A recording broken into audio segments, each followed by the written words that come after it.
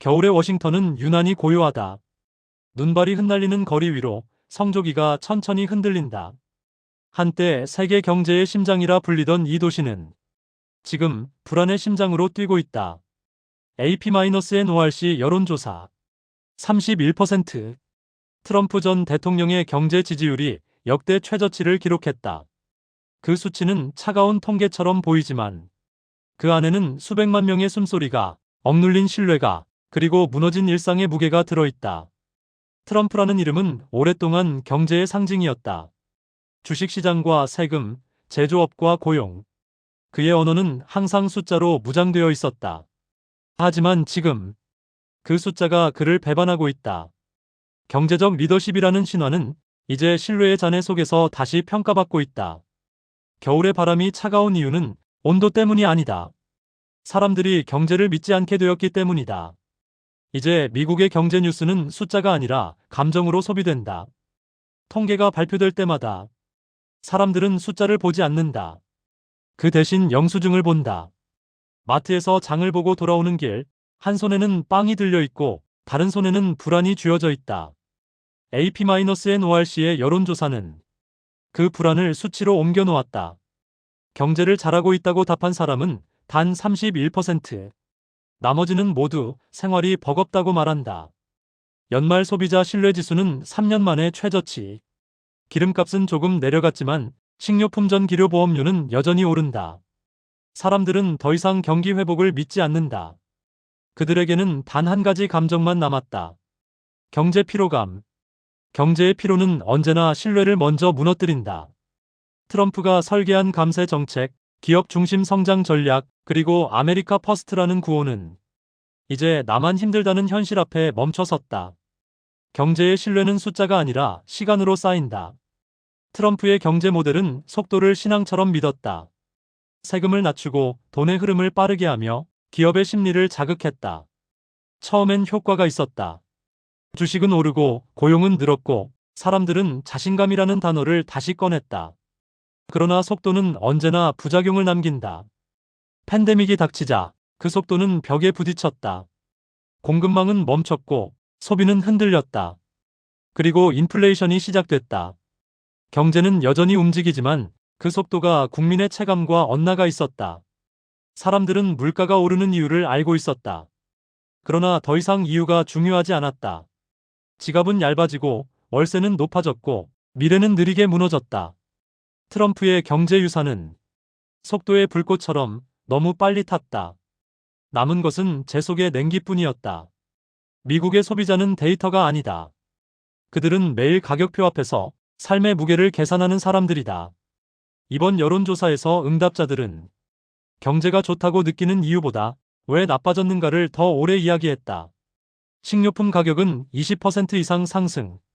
주택담보대출 금리는 7%를 넘어섰다. 한때 소비의 나라라 불리던 미국이 이제는 절약의 나라가 되었다. 쇼핑몰 대신 쿠폰 앱이 열리고 자동차 대신 대중교통을 타는 사람들이 늘었다. 이것은 단순한 소비 패턴의 변화가 아니다. 그것은 경제 심리의 붕괴다. 트럼프는 여전히 성장률을 말하지만 사람들은 신뢰율을 묻는다. 경제란 결국 느낌의 과학이다. 그 느낌이 무너졌을 때 31%라는 숫자가 태어난다. 트럼프는 여전히 자신을 경제의 영웅으로 말한다. 그의 연설은 여전하고 그의 목소리는 확신으로 가득하다. 그러나 그 확신은 이제 공허하게 울린다. 경제 지표는 더 이상 정치인의 언어로 해석되지 않는다. 사람들은 누가 잘했는가 보다 내 삶이 나아졌는가를 묻는다. 그 질문 앞에서 트럼프의 수사는 힘을 잃는다. 다시 위대하게라는 문장은 이제 다시 불안하게라는 체감으로 바뀌었다. 정치적 충성보다 무서운 건 경제적 피로다. 그 피로는 언젠가 모든 지지율을 녹여버린다. 트럼프의 31%는 그 증발의 첫 장면일지도 모른다. 경제의 신뢰는 숫자로 쌓이지만 감정으로 무너진다.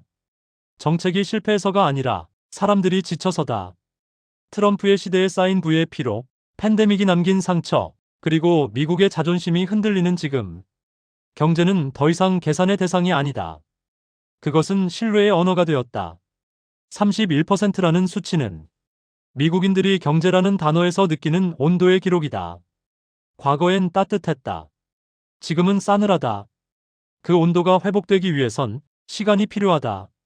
하지만 정치의 시간은 너무 빠르다.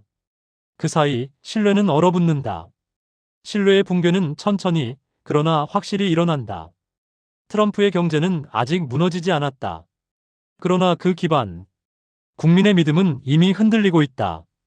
AP-NORC 조사 응답자 중 절반 이상은 지도자를 신뢰하지 않는다고 말했다.